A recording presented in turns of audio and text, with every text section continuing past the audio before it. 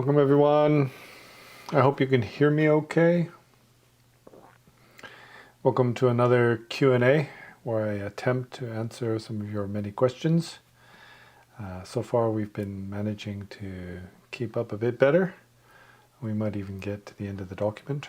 In future what we're going to do is select a certain amount of questions from the previous month's submissions. Kind of weed them out a bit, parse them out a bit. But I'll try to go as fast as I can. As you will all know, then we recently completed our autumn retreat at KDUL, Mount Trom. We got in there just in time before winter, and we were quite lucky, really, with the weather. It was good. And congratulations to everyone who was there. Congratulations, Cody, Jeanette.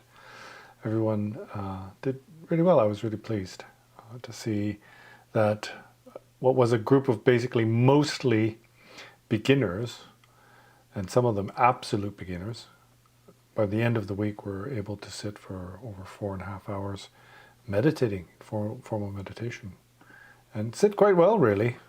You know, it just goes to prove that anybody can do it. We kind of think like it's too difficult, or you need to join a monastery, etc.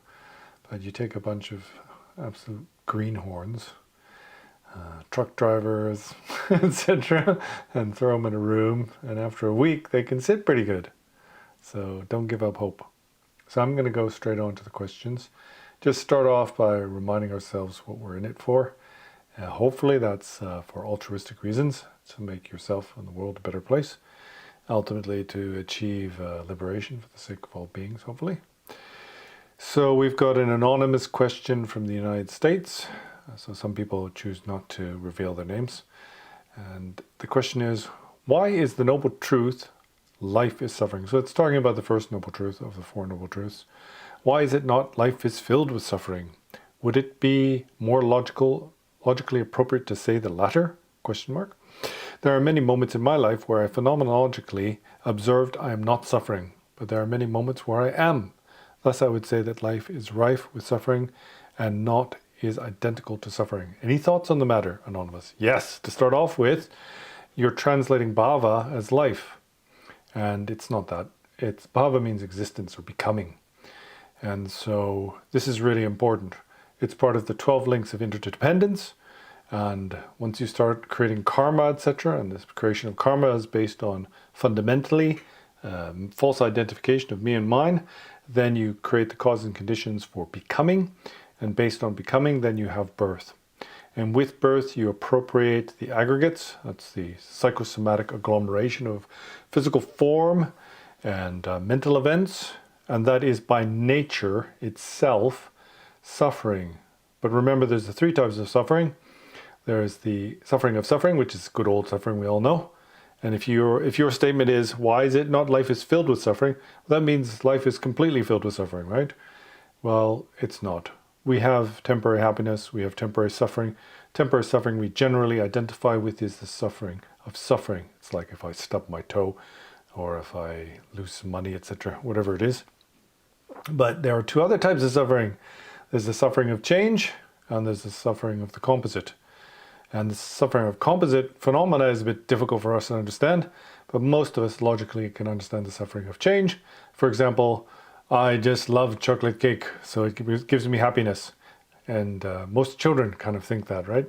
But if you give them 1 piece of chocolate cake, they think, that's good. Do you want another? Yeah, I'll have another. And the third one, they lose interest, right? And then if you force feed them chocolate cake, it's going to make them vomit or get sick. And it's the same for people who are addicted to fentanyl, etc. It gives them temporary pleasure, but itself just changes into more suffering, you know, exponentially increases their suffering bit by bit. That's the meaning of it. So it's this existence is suffering. That means once you appropriate these aggregates, then you're going to be hit with suffering. Maybe not now, but in the future. So it's actually quite accurate. And so I'll move on to the next question. Anonymous from the United States, I assume it's the same person, asks, is any desire a root cause for suffering? Or are there wholesome desires that should be cultivated? I think the will to see others be joyous and happiness and wise is a wholesome desire. I think the desire to see myself as happy, joyous and happy is also a wholesome desire. So what you're talking about here is essentially sympathetic joy. It's part of the 4 Brahma Viharas, the four immeasurables. And if we look at the scriptures, what does it say about these? Well, it says that these cause rebirth in the mundane world. The four immeasurables, immeasurable love, immeasurable compassion, immeasurable joy, and immeasurable equanimity, they lead to rebirth in the Brahma realms. There are four associated realms in the Brahma realms. One is love, one is compassion, one is joy, one is equanimity. And so it doesn't lead out of samsara. Now this agrees with the presentation of the Pali Canon. If you look at the guy from Hillside Hermitage, all his bodybuilder mates who are building a hermitage in Slovenia somewhere, I think they're pretty cool. But he has a good understanding of the Pali Canon, and he has a video on this topic, whether all desire needs to be abandoned. And really in the Pali Canon they say, well, you sit on your cushion and you think, well, I should go out and help those people. That will take you away from your practice and won't get you out of samsara. You have to abandon all types of clinging or attachment or goals or plans or whatever they are. This doesn't necessarily accord with what is taught in the Mahayana. In the Mahayana, motivation is the most important thing. So technically we practice what's called bodhicitta, and bodhicitta is this wish for others to be happy, etc. But it's not as simple as going out and just giving them like aid or experiencing joy at the feeling of their well-being. It's kind of more profound than that, and it's based on a belief in karma, cause and effect and rebirth. And so when you believe in karma, cause and effect and rebirth, then the way that you're going to help people changes. So bodhisattvas sometimes do things that seem contradictory, like they sometimes even commit murder for the sake of benefiting others. Murdering the person they're trying to benefit, that is. So that's something we don't understand. But that's a short answer to your question. And we've got Alex from Spain says, what is the nature of deities in Buddhism? What is the nature of blessing? And finally, what is the purpose of prayer? Thank you very much in advance. So deities, there's different types of deities, right? There's the deities that are beings who are born in heavenly realms. So the devas, there's different types. There's worldly kind of deities. There's devas who are kind of like luminous beings. They have bodies of light or luminosity. There's non-physical deities. But they're not like deities as in a creator god. And these aren't the deities as in protector deities or yidams that we practice. So you have to kind of differentiate between these. The general term God, La, in Tibetan, or Devi and Deva in the Sanskrit, refers to worldly beings who have an extremely large collection of previous merit, and so they experience a lot of well-being. So you can imagine it as, for example, a super advanced civilization that has no illness or suffering, right? They can plug into bliss through maybe through computers or through chemicals or whatever that is. So they don't experience any suffering. And it's because of their past positive karma. And then there's the protector deities and the yidams, who are these strange looking multicolored beings with lots of arms and things that we practice in Tantric Buddhism.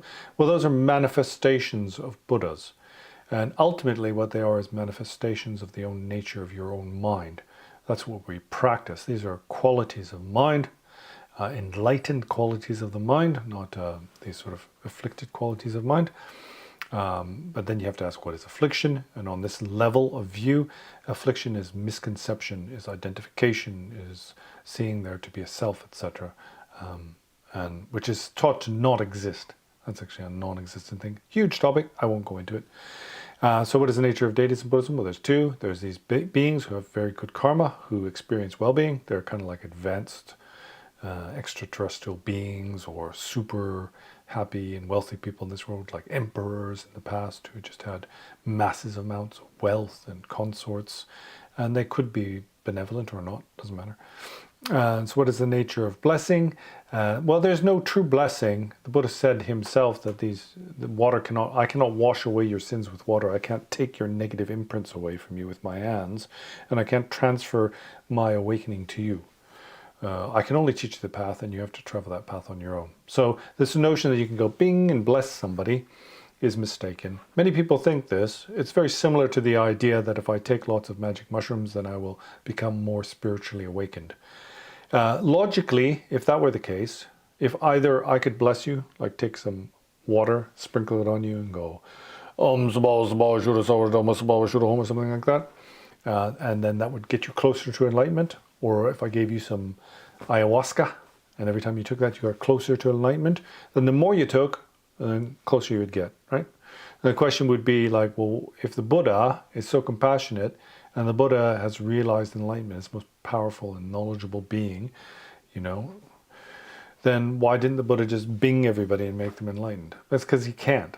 So blessing has got more to do with one's own mental placement, faith and devotion. Initially, that's kind of like blind faith, but blind faith is seen to be something quite negative in Buddhism. You need a certain amount of belief in something before you can engage in it. But so blessing is, for example, like a connection. It can be two things. It can inspire you to practice, because it's your practice that's going to get you free from samsara. Or it can act as a condition. So you've got what are called karmas, right? You've made karmas in the past, positive, negative, and neutral. And certain things can act as a trigger to ripen that karma. And for example, Buddhas are really good at this because they can see what people's disposition is like, and they can also see when, oh, this person is ready for something, and if I do this at this time, it will kind of just tip the scales, and it might cause a particular karma to ripen, and through that, that person will get closer to enlightenment. And the ripening of that karma at that time might not be a good thing. A Buddha might see like, oh, there's one obstacle left in this person's life, and if they get rid of that obstacle, then they will become an arhat. And the Buddha then can trigger that negative karma through association, through, for example, giving them some ideas to think about, and it could trigger a particular karma, like let's say a really bad disease, and based on that, then there is blessing. For example, there's a famous story about this woman who had leprosy and nearly died, and that leprosy acted as a condition for her to become an arhat. So blessing isn't necessarily a good thing, and it's definitely not sort of like go to the Lama and he'll sprinkle some water on your head. I mean, this is what people believe, basically. It's what we want to believe. We want an easy way out. We want somebody just to make us enlightened. And so because of that, a lot of us are willing to pay money online to get like Tumo instructions, which involve basically getting some kind of blessing or transmission, mystical transmissions can happen. And we're willing to part with lots of money for that, thinking it will get us enlightened. It ain't going to get you enlightened. It's not going to get you anywhere. In fact, it'll make you go backwards because you get the completely wrong idea. It's completely opposed to the Buddhist position. But there's blessing in kind of being inspired. There's a connection with a lineage, has a certain amount of blessing. But most of that's got to do with you, not with an external thing, kind of causing things to happen in your mind. And finally, what is the purpose of prayer? So prayer is like in theistic religions, prayer is like, God, please give me a new car or something like that. I don't know what people pray for. People pray for different things. Please make mummy happy. I don't know. We make different prayers. And then this external force, like an agency, like God will come along and fix things for you. That's not how it is in Buddhism. In Buddhism, prayer is mostly, if you listen to the content of the prayer, it's mostly reminding oneself of things, like reminding oneself of love and compassion, reminding oneself that samsaric existence is essentially suffering, right? And if you have a strong connection, like I know some people here have a strong connection with Guru Rinpoche, etc., then that prayer becomes a devotional practice. It's associated with Guru Yoga. And so when we have great faith in a substantial or a valid object, it makes our mind naturally very kind of transparent, kind of non-conceptual. And then through prayer, we can make that even stronger. It's kind of what the Sufis do. But ultimately, that itself cannot get you enlightened, right? Because you can have very strong faith and devotion in a mistaken or a negative object. If the object is mistaken or not doesn't matter ultimately. There's the story of the dog's tooth, for example, where a woman had faith in this tooth. It was a dog's tooth, and she thought it to be the Buddha's tooth. She used it as a basis for her practice, and then she achieved awakening or some level of realization. But that was because she was practicing using that as a focus. The same as with the way we use a Buddha statue, right? The Buddha statue is not a Buddha. A tanka with the deity is not the actual deity, right? But we use that as a focus. So, and prayer is like that. Prayer is a way of focusing our mind. If you look at the tantric practices, these practices that involve complex liturgies, then mostly in them, what they're doing is they're talking about this view. So the really highest levels of Buddhist philosophy. And so when you're praying, you're reminding yourself of that meaning. There's something called clear appearances. When you have clear appearances of the deity, most people think that's just about seeing the deity very clearly. But clear appearances include understanding the qualities of the deity. So you see the ornaments, etc., the crown of 5 skulls, but you also understand the meaning of that, and hopefully have some experience in the meaning of that. And based on that, then it becomes a very powerful practice. So it's not just about how clear the appearances are. And devotion is very important. Devotion is especially important in tantric practices, but in general it's not very useful in other levels of Dharma. There's a particular reason why it's so important in tantric practices, and tantric practices are a kind of very quick path, and so they use unusual methods. But the thing about these tantric practices is they can go completely wrong. They're quite dangerous. They're more likely to fail than to succeed. Whereas if you do things like just do these Theravedic practices, 4 foundations of mindfulness, it's a very systematic way of progressing along the path and getting towards arhatship, then there's very little danger there if you stick to the methodology. But in terms of the higher views, it's actually quite dangerous. So I'm skipping kind of to the end of the questions. These are more recent. I think this was a question from the September. And the reason why I'm skipping to this one is because it's related to the questions on deities. Question, can you share a little bit about connections to certain deities? So share a little bit about connections, like one's connection to a deity, a yidam they're talking about here. I myself feel a connection that is stronger for Chenrezig, so that's Avalokiteshvara, Padmasambhava, that's Guru Rinpoche, and Palden Lamo. So Palden Lamo, for example, is one of these protector deities. They kind of look like fearsome creatures with skulls on their head, etc. Compared to other deities. What's going on here? Why is it so? This is Buncha from Denmark. So this is very important. You'll find this. I know many people, for example, who have a strong connection with Guru Rinpoche. And there's different explanations for this.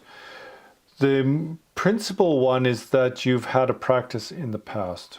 So as I've mentioned before, that in general these tantric practices are very difficult to achieve. And it's said that it's only like bodhisattvas on the pure levels, 8th, 9th, and 10th levels, who are able to practice these authentically. And then one might wonder, why the hell am I doing this, right? If it's so difficult and ordinary beings aren't able to practice, why am I doing this? Well, the Nepalis and the Tibetans, they have a very specific mentality when it comes to doing these practices, and that is that they want to make a chudra. So a jawa is like a connection, right? So they want to make a connection to the Dharma. And the reason for making this connection is that in future lifetimes, then they will meet that practice again. So this is how it's put, right? Buddhas are enlightened, and they go beyond their negativities and their imprints. They go beyond karma even, and they gain control over rebirth. But they still have characteristics. For example, medicine Buddha is seen to be blue and has healing qualities. Green Tara is green and has this fearlessness. And it's said that on the path, these qualities that you have as an ordinary being then persist, and they kind of manifest even after enlightenment.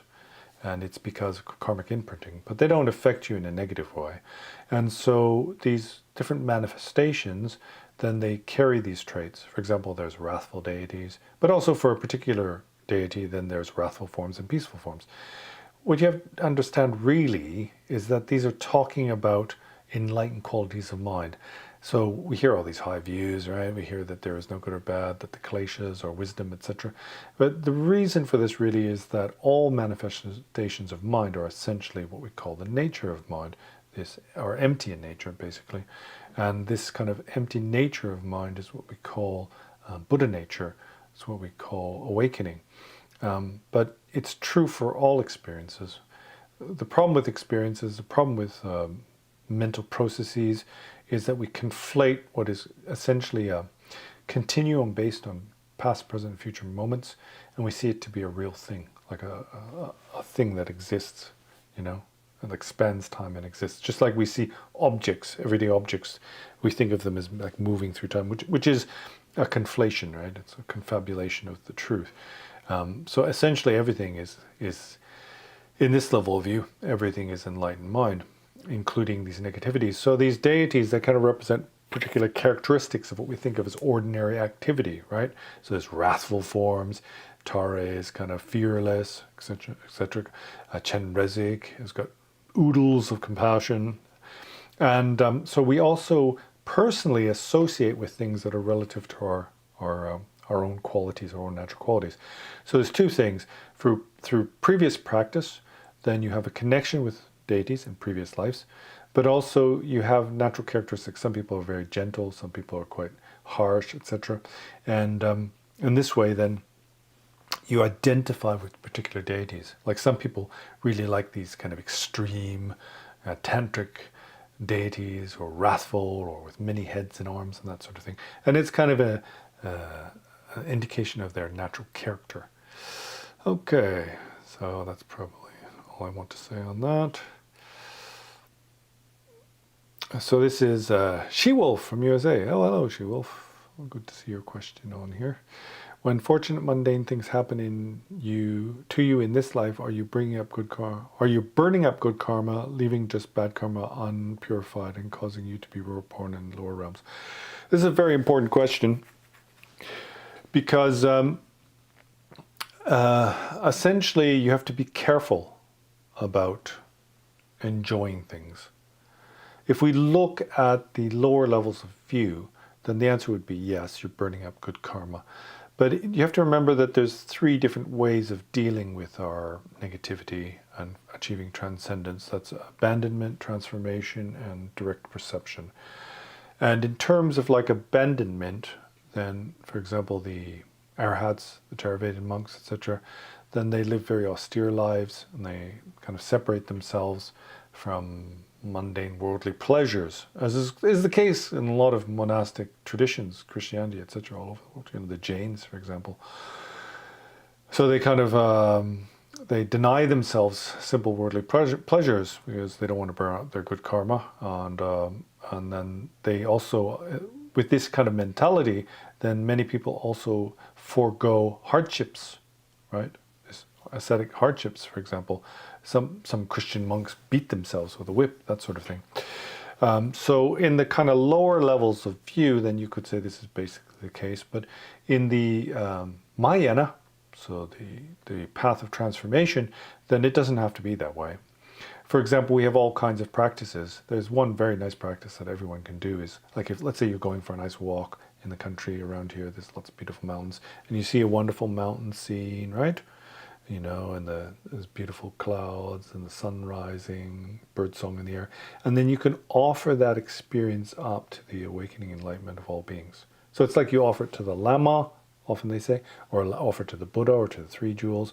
But what you're doing is you're kind of counteracting your attachment to pleasurable experiences, and also focusing that enjoyment on something that's virtuous, which is the freedom or liberation of all sentient beings. So we do this all the time with good and bad things in the Mahayana. So it doesn't necessarily have to be the case that you're essentially going to burn up your karma. Through dedication, what it's said is that you make karma infallible. So what you should do, and this is a mental habituation, is every time you have something positive happens, every time you have a positive experience, or especially every time you engage in virtue, so you do something virtuous, like giving generosity, and then dedicate the merit of that. So, right, I've just given this money to this beggar, and then when you go away, you think, okay, that virtue that I got from that, I don't want it for myself. I'm going to invest that in the well-being of all sentient beings, right? So that all sentient beings can become enlightened. And then that's said to be infallible karma. So that type of karma can never be exhausted. That's a very important point. So you should always dedicate the merit, and you should also always dedicate pleasurable experiences to the benefit of others. And if negativities arise, then you can also use these as practice, right? For example, normally we'd say, oh, I've given rise to desire. Like I saw my friend's new, I don't know, kind of iPhone or something like that. I thought, oh, I wish I had that. That's covetousness, right? But if you have this thought, which is negative, what we normally do is we think, oh, I'm so bad, I'm a terrible person. We judge ourselves, right? So instead of doing that, you recognize the negativity. Oh, I shouldn't be covetous. That's terrible. And so I'm going to take the covetousness of all beings throughout limitless space, bring it onto my own covetousness, and also the causes of their negativity and the results of their negativity. I'm going to absorb them as well, so that all sentient beings can be free of suffering and find lasting happiness. And I alone will suffer for that. And that's transformation. So you can use this positivity and negativity, both for that. It's about skillful means, really. We have to be skillful. And what's the basis of it? Well, the basis is mindfulness. You have to remember these things. Okay, so next question is from Tom from Germany. I'm skipping back to earlier, question 65 for the moderators. How is the situation with Buddhism in India nowadays? I always wondered why Buddhism is not so popular in the motherland of Buddha. Well, the motherland of Buddha is Nepal, not India. But yes, that's where he became enlightened, is technically in India. Of course, India didn't exist in any shape or form at that time. Up until the British Empire, it had never been one country. It was lots of different kingdoms and states. It was never identified as one country.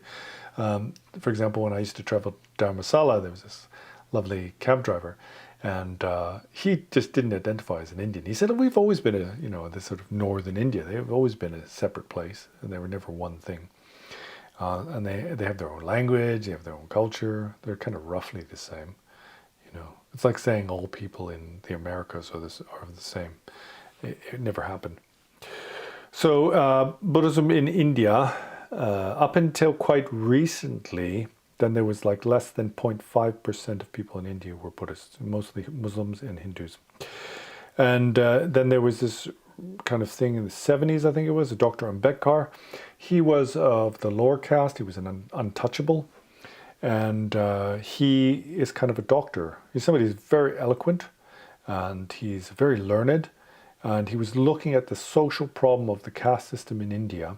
And the conclusion he came to, or his methodology, was based on the recognition that Buddhism was inherently an Indian religion, even though it had almost completely disappeared. And so because of that, and because of the kind of the norms and also the laws in India, then one could convert to another religion. It's legally allowed, but it's also conventionally happens, right? People become Muslims, people become Hindus, and also logically people can become Buddhists. And so in one fell swoop, I think on one day, he and a group of like 150,000 untouchables converted to Buddhism, because in Buddhism we deny the caste system. So since then there has been an increase in Buddhism in India. It's still not much, but because of his kind of, this Dr. Ambedkar, there's many videos of him on YouTube. You should look it up. He's a very interesting guy, very well spoken, very learned. And because of this, then there's an increase in Buddhism in India. It's mostly around these kind of Maharashtra, right, where Bombay is, that sort of area, where it's predominantly Buddhist, and also in southern India. But a lot of the Buddhists in India are essentially Tibetan or from the north. And then there's this group of northern Buddhists who live along the border with Nepal and Tibet. They wear these little hats. You see Dalai Lama wearing this hat. It looks a bit like an Islamic hat, but it's not. It's a Buddhist hat. And they're kind of an older form of Buddhism, northern Buddhism. It's just slightly different from what we typically think of. In terms of like the monks we see in Burma and Sri Lanka, they almost completely disappeared. We call them bandis, means monk. And you'll see them at the Kagyu Munlam. And they look like Buddhist monks, slightly different. And they have very big begging bowls. And really their whole system had deteriorated to the point where they were essentially just beggars. And they had no education. It's improved slightly recently. So why did this happen? Well, it happened when the Turkic Moguls came in from kind of Europe, I suppose, into northern India, Persia, that sort of area, and they took everything over, right? They had a very kind of sophisticated militaristic system based on cavalry. They were horseback riders, and they came into initially Gandhara, which used to be this big kingdom, a Buddhist kingdom. That's really where we get all Tantric Buddhism, really comes from there. and it included parts of Afghanistan, Pakistan, Kashmir, etc. And they very quickly overtook all of these tiny states, right? Because they were Buddhists. They didn't like to fight, and they had very small armies, and etc. For example, these horsemen came in to the Gangetic Plains. So this is this flat plains in front of the Himalayan mountains that stretch all the way down to Bihar, and that's where it was a Buddhist kingdom, and there were many kind of local, they're not really emperors, but they're quite influential kings who were patrons of Buddhism. And because of their belief in Buddhism, they lived a kind of almost idyllic life. It was a bit like paradise, really. I mean, obviously there was still disease and poverty, but there was this altruism. They had very little need for big armies. And then suddenly this militaristic group came in, and in a very short period, they just wiped out all the Buddhists. I mean, they came in and to a place like Nalanda was one of our big universities, and it looked like a city. It was just had thousands of monks. And these Muslims, they thought it was a fortress. And in one day, they killed all of the monks. It was like 5,000 monks or something like that in one day. The streets were running with blood down the gutters. And they didn't have weapons. They didn't have armies. They were just scholars. And so from that time onwards, Buddhism rapidly disappeared everywhere in the area, not just in India, but also in this Kashmir and that sort of area. There was I suppose it was a Muslim kind of travelogue guy, really. The historians in the past, for example, this was the same at the time of Jesus Christ, were kind of like travelers, and they would take notes. They were kind of like travelogues. They weren't officially kind of had a job as a historian. And so there's a few of these people, and one of them was a Muslim who had traveled in the area around the 1500s or 1400s. And he said, except for a couple of old men professing Buddhist philosophy, basically beggars, I didn't see any Buddhists. They'd almost completely disappeared. And part of it, I think, had to do with the fact that the Buddhists wouldn't convert. And at the time, the Hindus were, or Hindus and Jains, etc., they were kind of a loose identification. It's the way it is now in Nepal and India, basically. Like in Nepal, they say 70% of people are Hindus, but they'll go to a Christian church, they'll go anywhere, pretty well anywhere. They're a little bit anti-Islam, which is strange, but they'll basically go to a Buddhist temple, they'll go to a Nawari temple, they'll go to a Hindu temple, and anything else in between, all these other small faiths, local deities, and they just treat them all as the same. And the Hindus, or the Indians, you could say at that time, were a bit like that. They didn't really care. It's like, oh yeah, okay, Allah, fine. Whatever you want to call God, that's okay. But the Buddhists were they weren't like zealots or anything like that. But they're like, hey, we don't believe in a creator God. And of course, if you say that, then you can have your head chopped off, right? It was the same for Christianity and for Islam, right? If you were a heretic, and you could die for it. And that's what happened. All the Buddhists died. And now, especially now, then India's turning to Hindu nationalism, partially because of Modi, but it's not really him. It's just that it's a popular strain now in India. The Hindus are becoming very rich and very powerful, and they're oppressing the Muslims. It's not good. And so because of Hindu nationalism, then a lot of people in India now are like, well, once the Dalai Lama dies, we're going to kick all the Tibetans out. There's a lot of people who've got that kind of attitude. It's like, we never invited them here. They should go back to their own country. Whereas in the past, they were very open and welcoming. So the political situation has changed in India a lot. And what remains of Buddhism pretty well anywhere is kind of pathetic, really. Even the great seats of learning in southern India are declining, the Tibetan Buddhist centers. And in China, for example, there's 300 million new Buddhists, but they're not really Buddhists. They're kind of like, they could be Buddhists or they could be Chinese Confucian animists. They don't really hold a Buddhist view. They kind of go to the temple so that they can pray for wealth. To them, Buddha is like this kind of golden god. It's like this god of wealth, like Zambala or something like that. And it's not pure Buddhism. So, but it's the same everywhere. It's really badly in decline. So from Brasil from Spain asks, I've been talking about meditation and going to local temple for years. My discipline to actually sit down and meditate or overcome social anxiety and go to a Buddhist temple is almost non-existent. I'm wondering how you would recommend cultivating discipline, how to choose to sit and meditate instead of watch YouTube. Yeah, this is a big problem, right? Oh, you people out there, you're watching YouTube, watching me, go sit on your cushion, turn off the computer. So you have to be inspired, that's one thing. And it's difficult. When we say discipline, the term actually means joyous effort.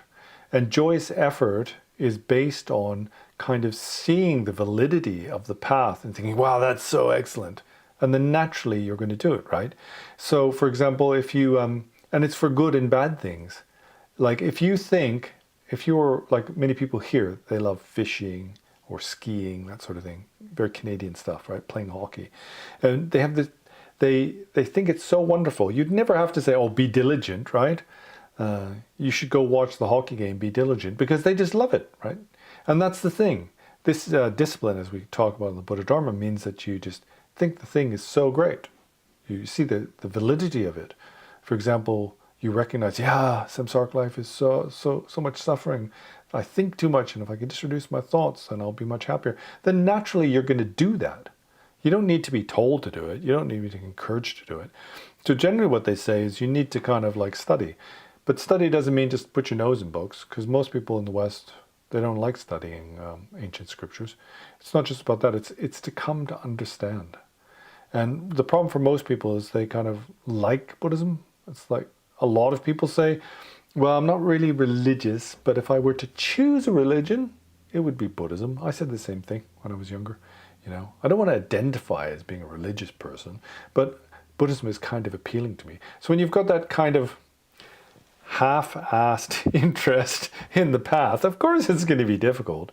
So generally what they say is you need to kind of study, develop certainty. Once you have that certainty, nobody's going to have to tell you to be diligent. You'll just be like, oh, it's time to meditate. I'm getting out of samsara, right? It'll be natural. So this is what we need to do. And there's many things you can do. If you are a Buddhist, then you can read life stories. The sutras are quite inspirational. If you read about the Tathagata, his body is golden like Mount Sumeru, he's infinite and expands beyond the universe and all this sort of stuff, it's quite inspiring. Or if you read about Milarepa, wow, Milarepa was such a good practitioner. This can help. But if you don't have a fundamental belief in the path and what it teaches, then it's going to be difficult. So we've got Caleb from the USA. What might make someone engage in Mahamudra over Dzogchen training? In my school, Mahamudra and Dzogchen are both practiced, but Mahamudra is considered more encouraged. Well, what makes somebody engage in these practices is not certain. Most people in the West, then they think, Tibetan Buddhism, that looks good. What's the highest practice? Mahamudra, Dzogchen. Okay, I'm going to go for one of those. Which one should I go for? It's kind of, we do things the wrong way, right? The Mahamudra and the Dzogchen are taught to be even more difficult than Vajrayana Tantric Buddhism. What did I just say about Vajrayana Tantric Buddhism? Well, it's only for bodhisattvas on the pure levels. The practice of Mahamudra and Dzogchen, I mean, if you do it properly, is basically equivalent to awakening. It's directly connecting with your Buddha nature. And it's extremely difficult because we've got complicated minds. But in general, then if I were to make a comment on these two, then there is no difference between the realization of Mahamudra and Dzogchen. There's no difference between the actual practice of those. And you might say, wait a second. Trepchoke and Togyal are different than what they practice in Mahamudra. That's not the practice of Dzogchen and Mahamudra. Those are techniques that are used in order to develop this level of realization. There's no difference in terms of realization or actual practice. Actual practice means resting in the certainty of something, and the truth is the same, so the actual practice is the same. But they have slightly different techniques, and some are more appealing to others, right, than other things. For example, to give you a basic idea, in Mahamudra, the techniques we use are mainly focused around developing mental stability through meditation. So we use a successive stage of different types of meditation. So if you're kind of into meditating and you love like, ooh, it's a new type of meditation, I'm going to practice that, then Mahamudra is probably better for you. And if you like, for example, Dzogchen, the way that is developed is through developing the view. And the view is basically a lot of like flowery language, like enlightenment is self-arising, thoughts are self-liberating, spontaneous awakening and all these kinds of things. It's all stories about, for example, Guru Rinpoche, born in a lotus, and then when he met his teacher went, that's all he did, right? And he became enlightened. If you like that kind of approach, and Dzogchen's probably better for you. Sadly, what we have are two things. We've got partisan affiliation. So it's like, excuse me. So it's like, oh, I'm a student of the Karmapa, right? So we've got this kind of like blind loyalty to one lineage. And so therefore I have to practice Mahamudra. Or, no, I'm a student of Doga Khyentse Rinpoche or Dujam Rinpoche, and so I have to do what they say. And the other thing is bad, because it's not our thing. There's that. There's this kind of tribalism. That's really one of the worst reasons to do one of these practices. But the other one is kind of cultural. Some people kind of like the way that Dzogchen people dress, for example, because they're mostly lay people, right? So a lot of people like that. A lot of people are Dzogchen associated with Nyingma, right? And Nyingma is mostly about family lineages. They do have monastics, but essentially they are mostly like husband and wife, and they'll have like big earrings and long hair tied up with a ribbon and like coral and turquoise in their hair. And some people think, hey, that looks really cool. And they've got all these like skulls and some cool stuff. It's a bit like kind of heavy metal of Tibetan Buddhism. And so that's another reason, this kind of cultural associations of the imagery. And then people see the austerity of the Mahamudra practitioners, right? And they wear kind of like very black, associated with black clothing. So I suppose it's a bit like Men in Black of this sort of, the way like the razor thin ties. It's these associations, or a lot of people think, well, Mahamudra is the ultimate view. A lot of people think, oh, the Dzogchen view is the ultimate view. The Mahamudra view seems to be more kind of stripped down. It's more like quantum, It's more like some sort of cosmic manifestation. And Dzogchen's more like shamanic. So we adhere to these things, and we think that's a reason, and it ain't. It's not going to get you anywhere. What you should do is you should study to understand a little bit about what's involved, and then you should find a teacher. You should do your best to find somebody who's qualified, who can teach you these things. And it should be based really on that. And what you'll find then is that these learned teachers, etc., then they kind of teach both. Most of them are holders of the Mahamudra lineage and the Dzogchen lineage, and they know basically there's no difference between the two. And that's not the point. The methods aren't the point, right? The point is to get you to recognize insight. And so a good teacher will do that, and it won't be based on these outer aspects. So, and Brazil from Spain again. Oh, you asked lots of questions. I'm interested in going into hotel management as a career. Why on earth would you want to do that? Sorry. I quite enjoy it on its own. However, it's morally conflicted. I'm morally conflicted on some of the aspects of it. Paying staff minimum wage while charging hundreds of dollars per night for a room. For example, gatekeeping lodgers, hotels, accommodation, while people sleep homeless. Look, Brussels, look what Patra Rinpoche said. Patra Rinpoche said, there's all these different negativities, but if you get into business, you're going to be engaged in basically all of them, except for killing arahats and stuff like that, right? So when you're in the mundane world, you have no choice but to be complicit in the suffering of others. And so what you need to do is you need to find ways to limit that. And so, for example, if you're in business, you have to think of doing business in an ethical way. And there's plenty of people who try to do this, right? I used to have a restaurant. Restaurant's not an easy thing to do if you don't want to cause harm. It's the same thing. Do you overcharge the people who are coming there? So, it was called Zazen. We try to flavor it in a spiritual context, try to make it ethical, try to buy things from the locals. But still, even just if you farm a carrot, you've got to kill insects to do that. And this is some of the reasons why the monks, for example, aren't allowed to till the ground. So if you plant vegetables, you think, well, it's vegetarian, it's not harming anybody. But when you go and plow those things up, you cut worms in half, etc. And so the monks aren't allowed to do any of that. They're not even allowed to cut grass or trees down, because the trees and the grass are habitats for things to live in, and other people depend on them. For example, they're not allowed to take seeds or pick fruit to deny other people, this sort of thing, their sustenance and livelihood. So what you have to do is, whatever job you choose, and it shouldn't be like being a butcher or selling arms, right? Selling bombs to people. Obviously, you have to avoid those kind of things. But whatever job you have to do, you have to frame it in the context of the Dharma. And you can do this these days. There's all kinds of stuff. There's yoga hotels, there are eco hotels. People buy their air tickets now and they offset the carbon. And these are all ways that we try to make the mundane world a little bit more virtuous. So do that. Do you accept serious students? If so, what is the process of becoming a student? Prefer to be anonymous. Saudi Arabia, but currently residing in the US for undergrad studies. Hopefully you're still there. I had another student who was in the same situation. He's Muslim. He was temporarily on one of these H-1B visas or something like that. And he's had to move to the UK. And I was thinking, when you get to the UK, maybe they're going to send you to Rwanda or something like that. It's affecting people's lives directly. So do I accept serious students? Yes, I only accept serious students. I don't want to waste my time with people who are just flippant or just like, kind of Buddhist curious or just playing around or take it as a hobby. But, to say I accept students means that I see myself to be a teacher. That's not an easy thing to do. There is a very specific process. I've kind of recently decided this is about the only way I can do it. So what I do is I do these 1 week silent retreats. And that way, people who attend, right, then I can see them. We're together for a whole week in silence.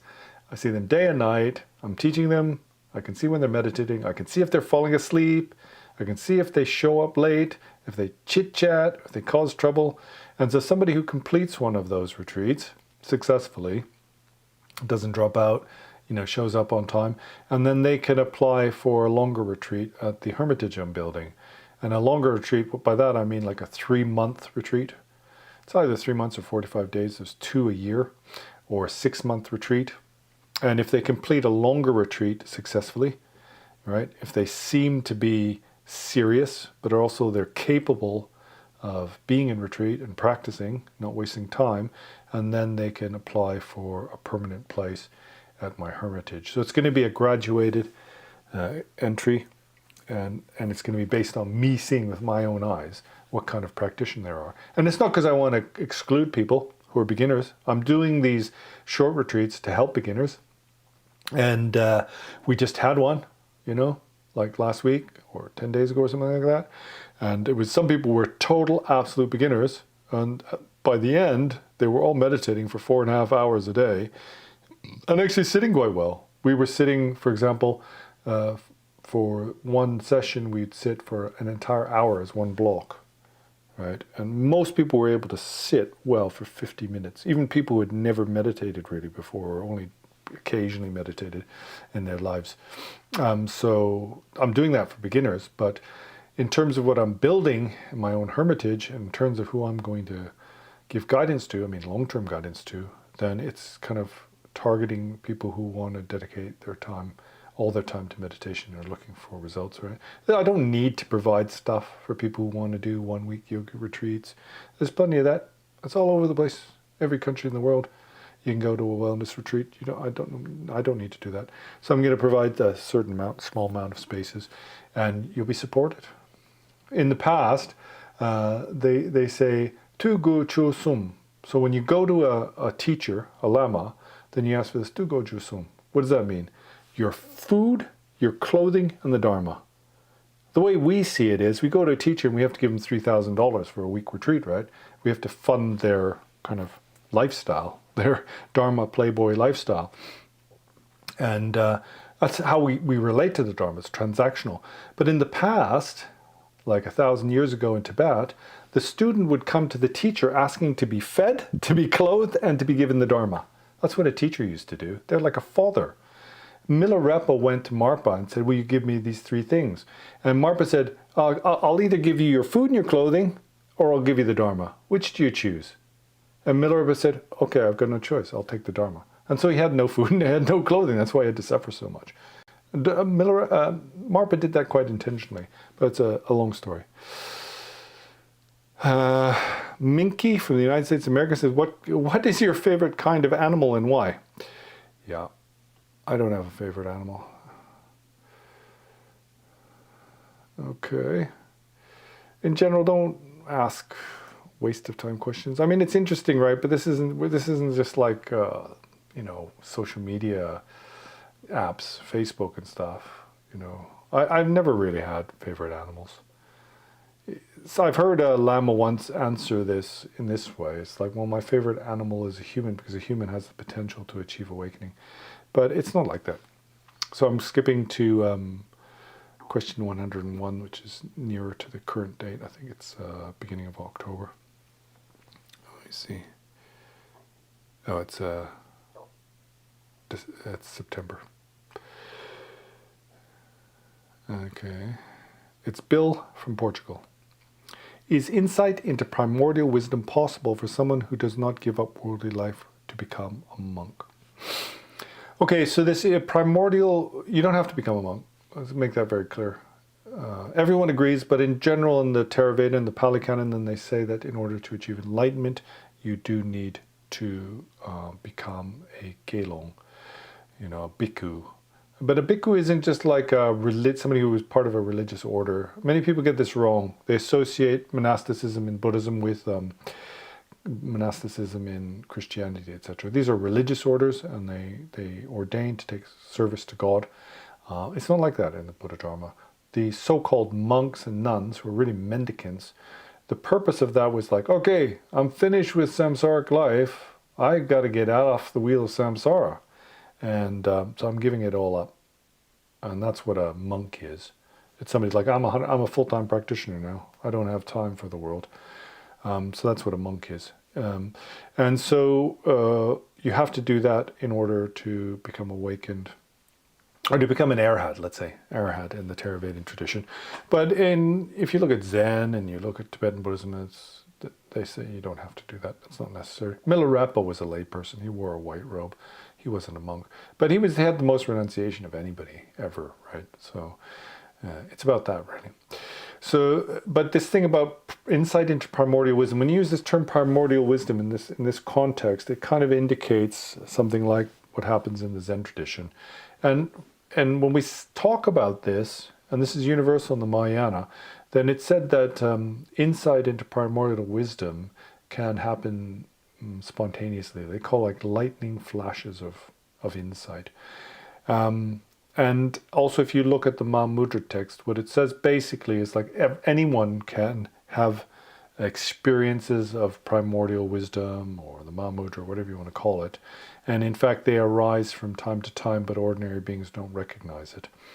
And what you have to understand is this primordial wisdom is a causeless entity.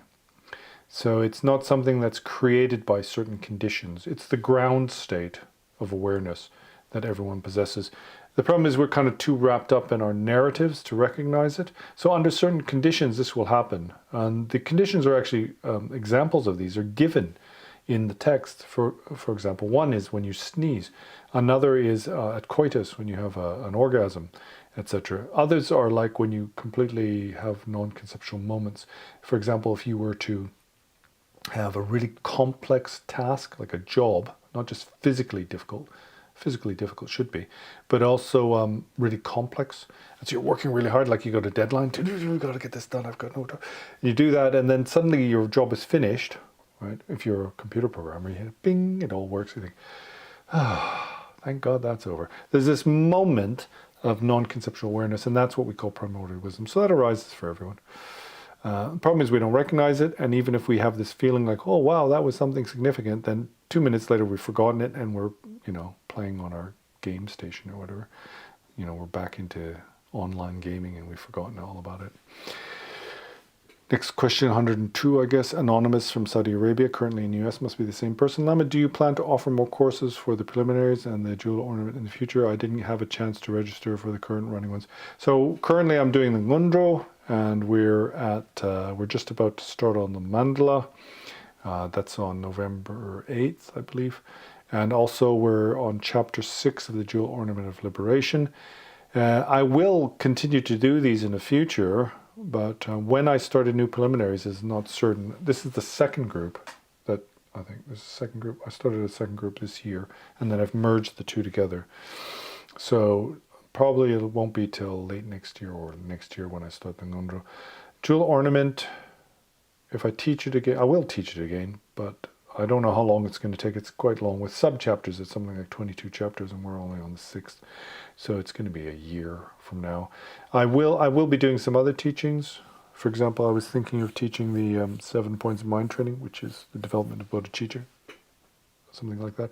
There'll be other classes. What you need to do is you need to keep an eye on the website, because if you keep an eye on the website, then you'll see whenever there's a new teaching. Then I will advertise it there, and there'll be a form for booking for that. So keep an eye, and then you won't miss out in the future. It makes much more sense if I can do a class, right? If I can have a class with 20 people all at once, it's a lot easier than trying to teach everybody individually. I just don't have time. I'm trying to build a hermitage. I'm running retreats, right? And my mother recently died, but I'm still looking after my father, so I've got a lot of worldly responsibilities. Alicia from USA, how would you share how to wrap the meditation shawl properly? Thank you. So it goes over your left shoulder, and you keep your right shoulder bare.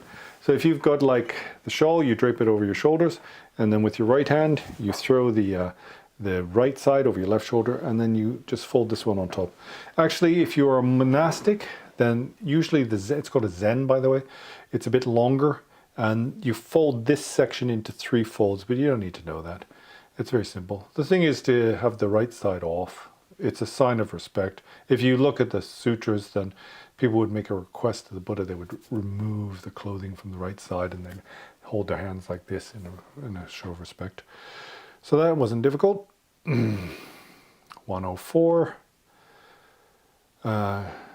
Jacopo from Italy. Jacopo.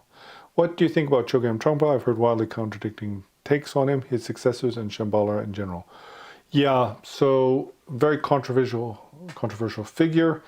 You have to remember the times in which he appeared in the West, the context. This is really important. I'm sure if he was around these days, his story would have been very different. He's got a really strong connection with my own monastery in Scotland, Sami Ling. Him and Akon Rinpoche founded this. It was the first Tibetan monastery in the West. And basically his entire life has been plagued with controversy. He was widely accepted that he was an alcoholic. Many Tibetans use alcohol as part of their practice. And he taught something called crazy wisdom. But you have to remember when he came to the States. It was like late 60s, 70s. And everybody was on LSD. It was like the time of Timothy Leary, right? Tune in, turn on, drop out, right? So he had come into the West at the time when there was this wildly permissive society, and everybody was exploring with all kinds of drugs, different types of relationships, polyamorous relationships. All of the social norms were being broken down, and this is the environment in which he appeared. And in that environment, he wanted to teach the Dharma. And also, people had a thirst for high views. Everybody was interested in non-duality, primordial wisdom, all the highest level of views. And also, most of these people, a lot of these students were dropout masters, PhDs. Some people, like Dr. Timothy Leary, were actually doctors who decided they were going to drop out and completely change and rework their lives. It was a time of Alan Watts, for example, a lot of hedonism. And so he taught these high views, one, maybe mistakenly thinking that Westerners would understand it, because most Tibetans, and I know this from my own Lama, when they first come to the West, they think, wow, these people are so intelligent, they're so learned, they must be able to understand the Mahamudra. And so he taught them these very high views, and in order to teach these high views, there are very extreme techniques and methodology. And a lot of the stuff, just in general, there's cultural differences. For example, in the monasteries, then they've got loads of kids and very few teachers. And so if they need to correct a child, then they will smack them with a ruler on their hand or something like that. You just can't do that in the West, right? So there's this huge cultural divide. And the methodology that Trungpa had learned came from somebody called Khenpo Gongshar. And Khenpo Gongshar is one of these really highly realized and very learned individuals who is teaching the highest level of view. For example, Trungpa Rinpoche, who is the head of the monastery I stayed in Nepal, was a young monk, and he was sent to Khenpo Gongshar to receive instructions and transmission. And Khenpo Gongshar's teaching methods were so controversial that Trungpa Rinpoche got terrified and ran away. He was just like, oh my God, and ran away, because he was like this rural boy who'd lived a very kind of like a monastic and venerable life, and then he encountered this completely wild yogi. And Khenpo Gongshar is highly respected and very influential, but that is the lineage that Trungpa took to the West, and he felt like that time was ripe, and so he didn't hold back. And if we look back in hindsight, it's like, oh, this guy's just crazy, right? In hindsight. But at the time, people didn't think that. In the time, what were people doing? They were taking huge heroic doses of LSD and like risking their entire life. They were giving up their entire career, right? Hitting the road, right? Jack Kerouac and all that sort of thing. So you have to get it in context. But I'm not going to contradict anybody who thinks he's terrible, whatever. In my own opinion, and I get this from listening to what he says and how he teaches about meditation, that he understands meditation. He has a very high view, a very high level of meditation. And I also recognize the extremity of his techniques in this sort of Buddhist or Tibetan Buddhist methodology. But I also think that it's a mistake to take that into another culture, like into the West, and especially these days. And then there's a lot of negativity that goes on based on this. I've always said a million times before, I'm exaggerating here, right? But I've said many, many times before that you don't teach high views to people who are not ready for it. This is the mistake Osho made.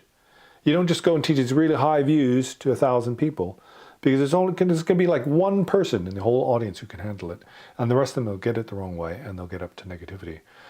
So on that note, we're going to have to leave it there. I've gone a bit over time. So any merit that has come from our interaction and from your personal practice of the Dharma or your spiritual path, whatever it is, if you go out and you give, a donut to a beggar, then try to dedicate that to the benefit of all sentient beings. Where I'm doing this to make the entire world, the entire cosmos a better place, to bring an end to suffering, and to create the causes and conditions that all beings in future can experience ultimate well-being and final awakening. And until next time, then see you later.